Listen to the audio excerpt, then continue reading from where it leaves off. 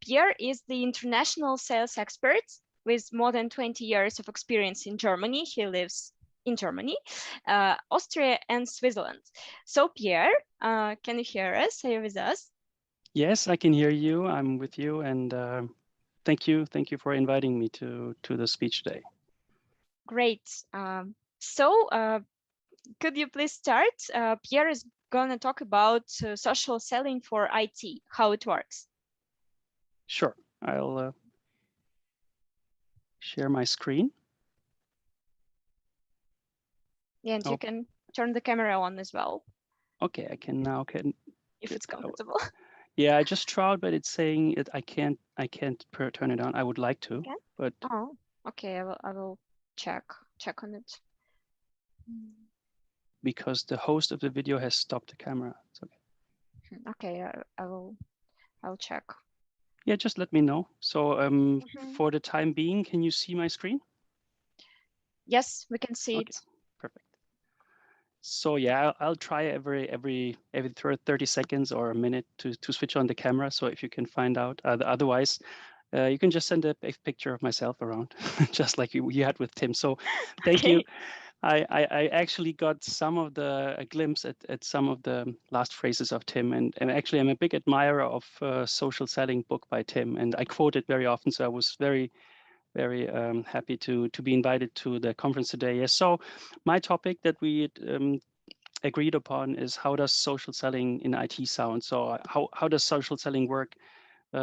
Maybe especially in IT. I'm sorry. Yes, you can turn the video on. I can now. I'm sorry for interruption. Yeah, it works perfect. I'm here.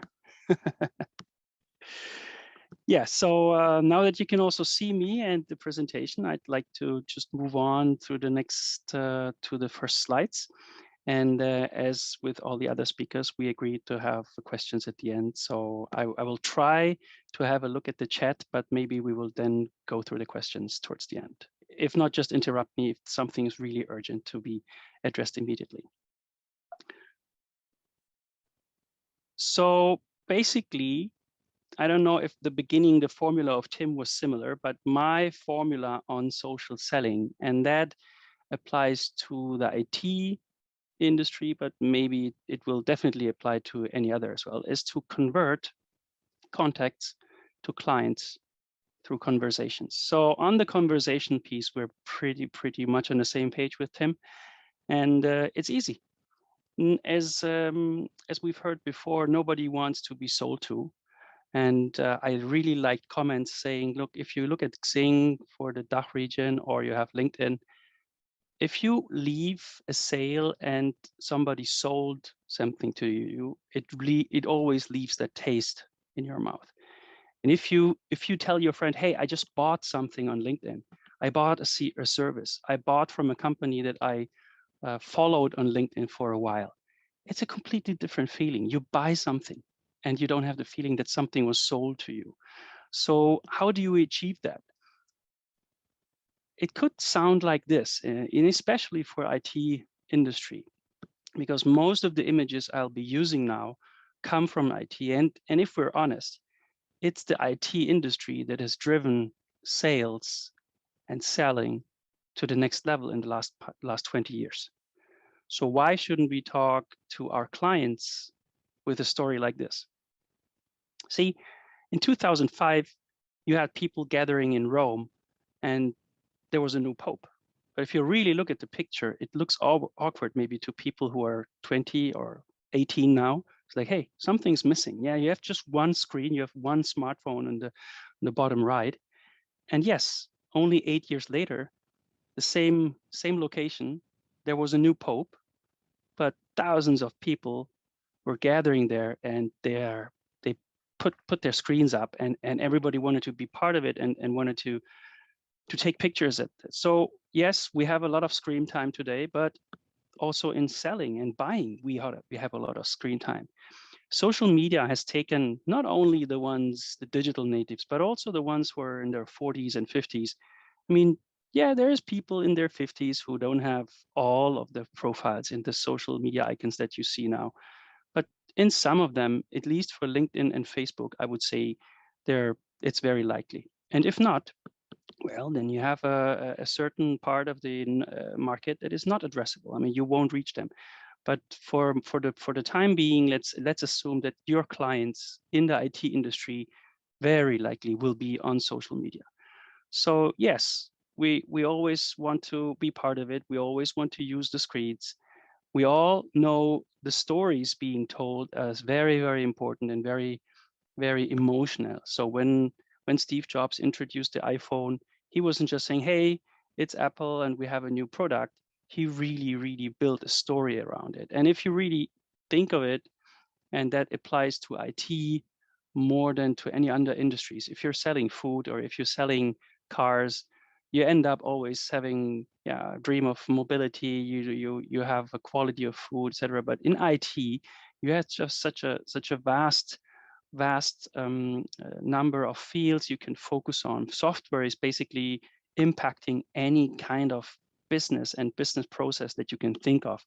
So yeah, try with your imagination to be there, be part of it, and tie your stories around everything that has been happening around humankind in the last 20 years. Just imagine, out of the 8 billion people living on Earth, more than half are online. So it is not that we're trying to get rid of old selling or old selling that is useless, but just taking the note that life and world around us has changed, and so should we change. And then, of course, some companies decided to hang in there and maybe try their own way. And we all see, just like with the example of Kodak, how that ended. And you simply, if some of you know the challenger sales approach, you should go out and challenge your client and say, look, you can either be part of it or you can wait. I have my personal view on how long it will take until social selling is the standard.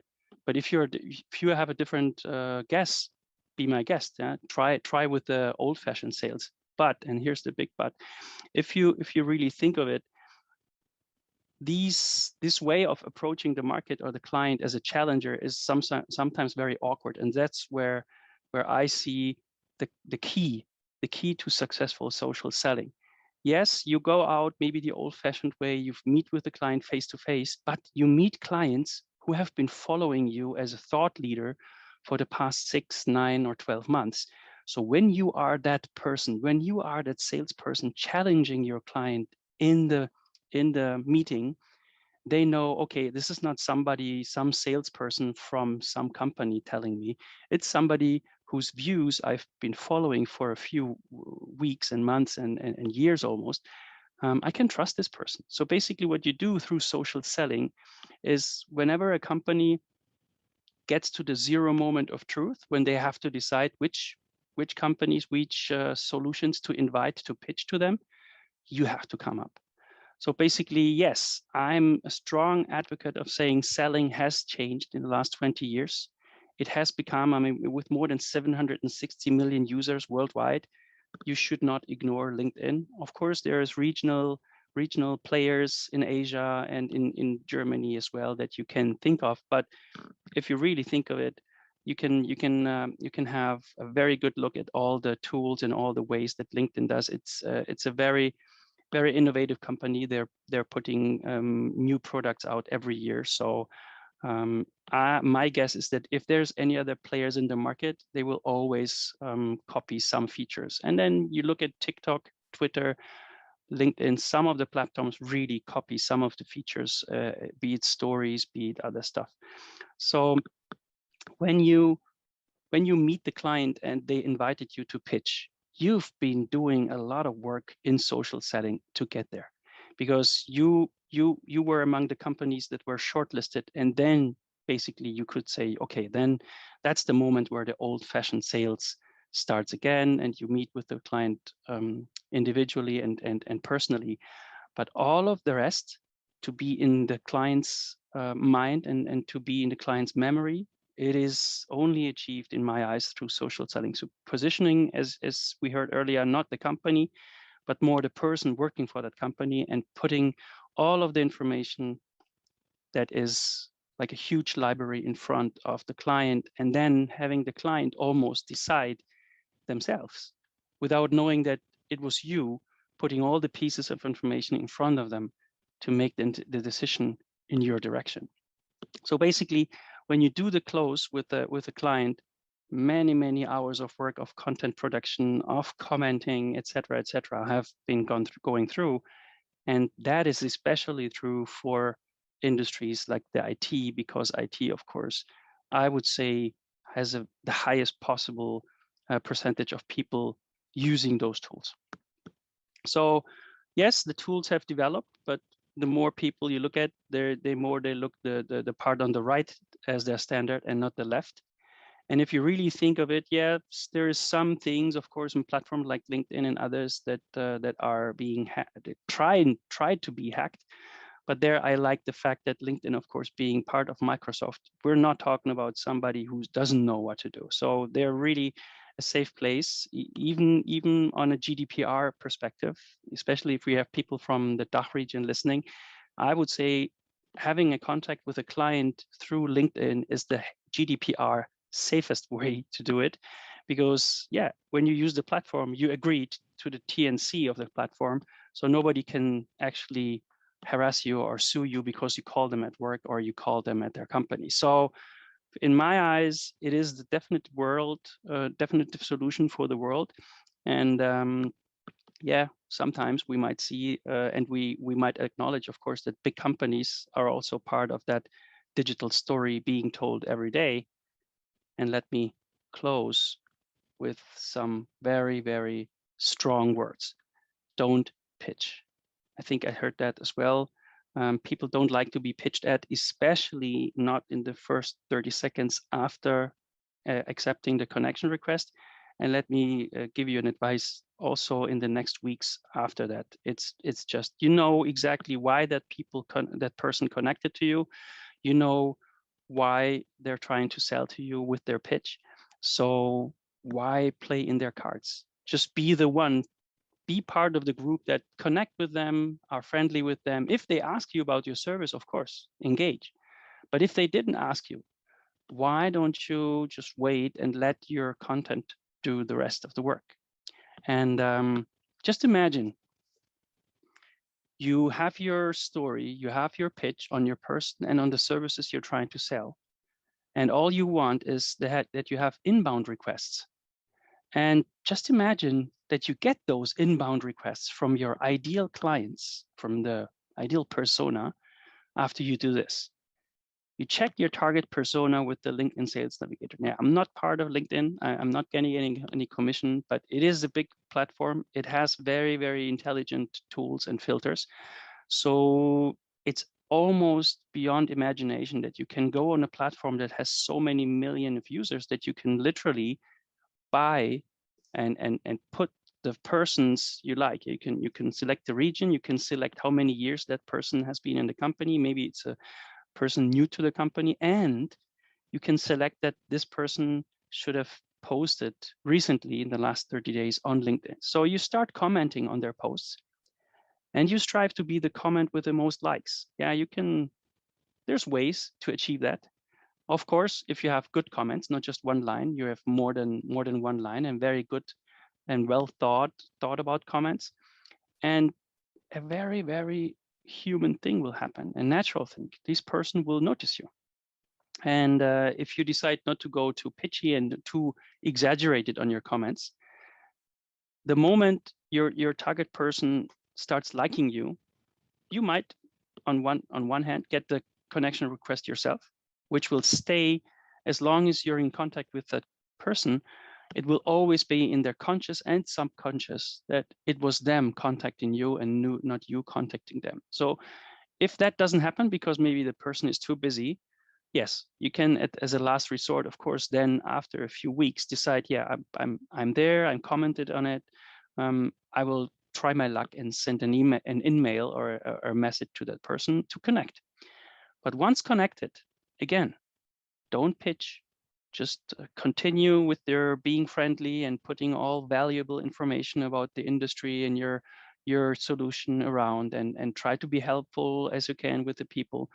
and let your content do the rest. Because you know what? At the end of the day, one of the first things a person does, they will Google you, they will Google the company, they will look at your profile, they will find out for sure what it is that you sell. And if they're interested, you can help, of course, by disseminating good content about your solution, not every day, but every 3 or 4 days maybe. On the other days, you just help with your content that people find it and to comment on it and to like you. And then they will start the conversation with you. And if you are in a conversation with that person, at some point you will get to the phrase, hey, why don't we meet? Why don't we set up a meeting? And then you're exactly where you wanted to be. The person knows you and your solution already. You can start the conversation with the buying center and with all the other people. And the last recommendation there, don't just focus on one person in the company. If you can, of course, spread it out, because sometimes you might get noticed by that person also by commenting and liking their comments, because you might not be connected to your target person. But once for sure, it's very likely that your target person is connected to other people within their own company. So you also have an opportunity to be visible to your target person by building relationships with colleagues of her or of him. Yeah, with that, I was expecting to have a quick overview of my formula and my social selling approach, and how that works and would sound in my eyes and in my voice for the IT sector. And more than happy to take questions and look at the chat in the meantime. Thank you. Yeah, thank you so much, Pierre. And I have a tricky question for you. Are you Yes. ready? Yeah, imagine that, for example, a Russian company would like to go to Germany, like enter this market and start, I don't know, start talking with some potential customers in Germany. What maybe steps or like algorithm of work would you recommend for these companies? Or maybe they just it's not how it works, like that you should open representation in Germany, etc., and then start with local sales guys. What do you think about it? Well, first of all, I don't think it is always necessary to have a local representation, like an office in Germany, because I mean we are in a situation where many people and many companies in Germany don't go to office; they stay at home. So I don't think it is necessary. I would have said similar things 2 or 3 years ago without the pandemic, but even further now, I don't think it is absolutely necessary to be on the ground. Obviously, once you get to the point that you want to close the deal, you will have to travel. So it will make sense after a few months to reconsider and maybe have less flying or traveling and more from a local office. And then from the IT people or from the sales people, if you should hire local people, it really depends on your niche. Of course, if I will take an obvious and extreme example. If you are in a solution for the public sector that is interesting for the public sector, obviously you will need people who are very much into the details of that local country. So you will definitely need people from Germany or from Austria or from Switzerland. But other than that, I think it's okay. They will not mind if you don't speak German, even that. You could work into the German market by speaking English, because in IT you can assume that most of them speak English, and the few exceptions being the ones that I mentioned. If you go into the public sector, they will expect you to speak German, and they will expect you to be at least educated in Germany, so you know the cultural differences. Can't hear you. Sorry. Yeah. Yeah. What are the cultural differences you think are the most important if you work with German customers? See, what happens is we've with one of my clients, we really found out that there's even differences within Germany. For example, in approaching or sending emails, you have the south that is pretty much more open or very open to meeting new concepts, new ideas. And then you have the north and maybe also the eastern part that is more conservative, maybe. Obviously, I'm generalizing. I know that there's exception in anything, but of course, the cultural differences being, yes, everything has to be planned neatly. We know that for some time, I think more than 10 years, we've been planning an airport for Berlin. I think it eventually started after 13 years. I'm being sarcastic here because I mean, yes, there's good engineers in Germany, but that's a project Germany cannot be really proud of. It took them 13 years, I think, to open a new airport in Berlin. But yes, everything is planned neatly. Of course, you have lots of regulations. They say tax system is very complicated in Germany. Yeah, but you also have good quality. I mean, look at the German cars worldwide, and you have German engineering, and good quality comes from structure, from planning, and from precision. So you can't have one without the other. So Elon Musk is opened a big factory in Berlin because it's an important market. It's in the middle of Europe, but now he's really frustrated because all of the paperwork is taking so long with the German. So yeah, I mean, obviously there's parts in the government that say, look, we have Elon Musk building Tesla in Germany, and why can't we have him everything easy? Because we need the jobs, we need the big company in Germany. But of course, you have people caring for the environment, you have local government, and they say, no, we have to go for the regulations, and that's it. Yeah. Right. We have some other questions, and you mentioned that it would be great to have some inbound leads, right? When you, for example, establish your professional brand, you prepare some expert content, and you get inbound leads. But one of our participants has questions: when it's the time to pitch?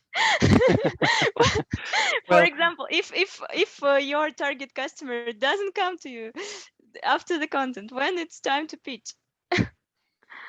I mean, as with any other sales training one might have had in the past, obviously there is no 100% pure. Obviously, as I said earlier, if you're so friendly, if you're people like you, I mean, so you people look for references, or does the person have other companies trusting you? Is the person somebody I like? So that's why I prefer to go on videos with LinkedIn, because then the people who don't like my nose or don't like me is like, okay, they will not work with me. So but they will find out immediately, and I will find out immediately. So they will not. That's the first filter. So you want people to like you, you want people to trust you, and then people should know that you're an expert. If somebody approaches you, it's like, hey, I followed you the past 2 weeks. It seems like you know what you're doing for this software, and I like your company. Can we set up a meeting? Well, then you should forget what I said. You should wait 2 or 3, 4, 5 weeks. Of course, if you're so powerful out there that people start liking you, you're like a magnet, and then requests will come in. So I would personally say, if you're talented and if you're good, you can have, yeah, like your company is not even in Germany, but you are visible on a social media. You can have meetings immediately within 1 week because you found 2 or 3 people who immediately loved you. And that's the thing. I mean, it can be very quickly, very fast, but that depends on the person that you hire or that you have, if they have that gift of connecting to people in a friendly and if a professional and but very expert way. And then you can be very fast. And of course, the right moment is the one where the result is not, well, don't ever call me again. Yeah. So it's like I can't tell you before. I mean, you will find out. But the one thing that's for sure, the likeliness that you will not be liked on the other end is if you do it immediately. If you connect with somebody and immediately send them a pitch, I don't know a single person who loves that. But I get so many messages that way every day. And now I'm starting, look, the other day I had a very funny question. What does it take to start a conversation with you on retirement plan? And my answer was like 6 weeks between connection request and pitch. That's what it takes. I'm not diplomatic anymore with those people because, hey, they're ruining the world for all the other people who don't pitch. And just imagine you're having a coffee somewhere, and somebody comes next to you, and has a coffee in their hand. It's like, hey, do you want to marry me? So what do you think? I mean, that's not the way you do it. At least not where I was born and grew up. So why don't you get to know the person first, because before you pitch, before you tell them I love you and want to marry you? I mean, it's so easy to think about, and still so many salespeople think, oh yeah, I can make a phone call. So I send an email to a person who did not expect my message and say, hey, do you want to buy my solution? No, I don't. Sorry. Yeah, yeah, makes sense. And the question is connected to the previous one. How we can assign a revenue target for sales reps using social selling, because if they only hope for inbound leads. There's very good tools about it. I would personally start with a nice match of keeping at least 80% of the old school activities, like cold calling and anything you've been doing now, also from the pipeline and the revenue target. But then on 20% of all of the volume of the activities, LinkedIn, for example, if you opt to have not just one license, but you have a team license, it gives you a lot of reporting on messages sent out, opportunities created. You can tie your LinkedIn account with your CRM, and you could literally give out targets in terms of, just like a call, you have in-mails or in-mails replies. Then from that, you talk about meetings, and you would basically start from, you can easily extract that information also. If that company maybe is 20,000 employees, you know from your past what kind of offers you put with companies that size. So all of that data coming out of LinkedIn, you could streamline it into your CRM, and then almost automatically create a pipeline, because you know, hey, this person might not be very successful in getting email or appointments through social selling with small companies, but hey, I don't know how she does it or he does it. He gets appointments with all the blue chips, with all the major companies, and those typically are worth $500,000. And then it's easy. You just compare, and you know, the pipeline is not the real money. The money is when it's signed. Yeah, thank you so much for your answer. And I would like to ask the last question Yes. about a lot of our participants. They are interested in the cultural specific of German market, and they are asking about the communication. Should it be more formal or less formal, like informal communication? What do you think about it? I think it's always a wise setup to start formal. Even, you know, in Germany, they use the last name first. But I personally ask people in the very first messages already. I've had it today. I was introduced to a company from Sweden, and he sent, oh, Mr. Perrone, and it's like I wrote the message with his last name, but at the end I had a hashtag, which is I like you. I mean, I like the you. It's very difficult because you don't have it in English, but in Germany you have the formal person, or you have the you, We the have it du. in Russian. We have it in So Russian. We so understand. Yeah. I will always close my messages with the hashtag I like the you, the informal. Yeah. And then you Yeah. can have the other person decide with the next message, yeah, I also like the informal, and then you have the conversation. Right? Cool. If they ignore it, you know, okay, they like the formal, and just stick with the formal. Yeah, you know, in Russian we also have вы, it's formal, and ты, Yeah. it's informal. It's kind of you, yeah. And we always ask, can we use ты? Yes, Yes. can we use it? Yeah, yeah, it's the same. It's the same. We completely understand what you're talking about. Yeah, I kind of remember, but at university I only had like 2 weeks where I tried to learn Russian. I can read some of it, but Piotr работает на пароходе is the only phrase I know. It's funny, yeah, but you speak it very, very well. So thank you so much, Pierre, and my just special thanks for mentioning GDPR, because I think it's very important, yeah, to consider that you shouldn't spam, for example, by email or call people, but if you talk to them on LinkedIn, it's appropriate. It's pretty safe. Yeah. Yeah. Thank you for inviting me. Thank you so much. Yeah. Yeah, And thank you. if anyone has questions, of course, you can reach out to me on GDPR, but also on funnier stuff to through my LinkedIn profile. Okay, okay, let's do it.